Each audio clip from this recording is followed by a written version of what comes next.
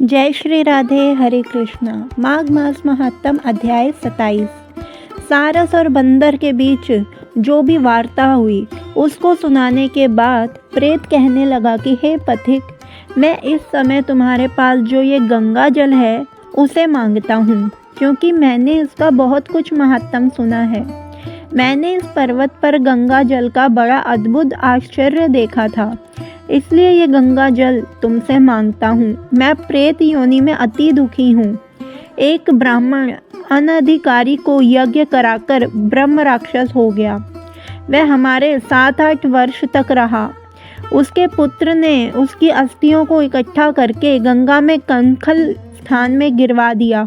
उसी समय वह राक्षस तत्व त्याग कर सद्गति को प्राप्त हुआ।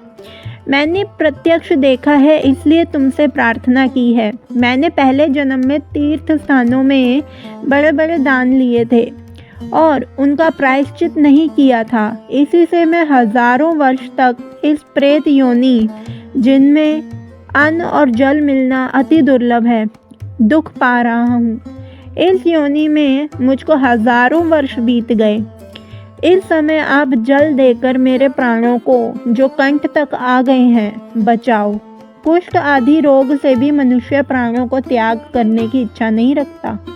देवद्युति कहने लगे कि ऐसे उस प्रेत के वचन सुनकर वह ब्राह्मण बड़ा विस्मित हुआ और वह अपने मन में विचारने लगा कि संसार में पाप और पुण्य के फल अवश्य आ पड़ते हैं। देव, दानव, मनुष्य, कीड़े मकोड़े भी रोगों से पीड़ित होते हैं।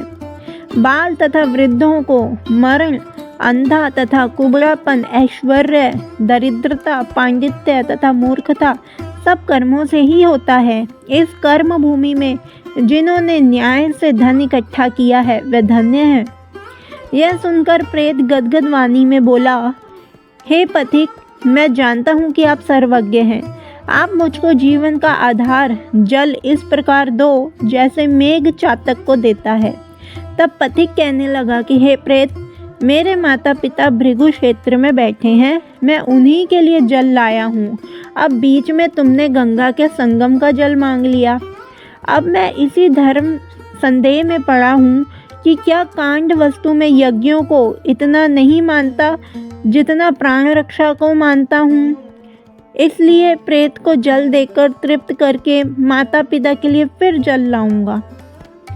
तो वो ऐसे ही विचार करने लगे। आज का अध्याय यहीं पर ही संपूर्ण होता है। अगला अध्याय हम कल श्रवण करेंगे।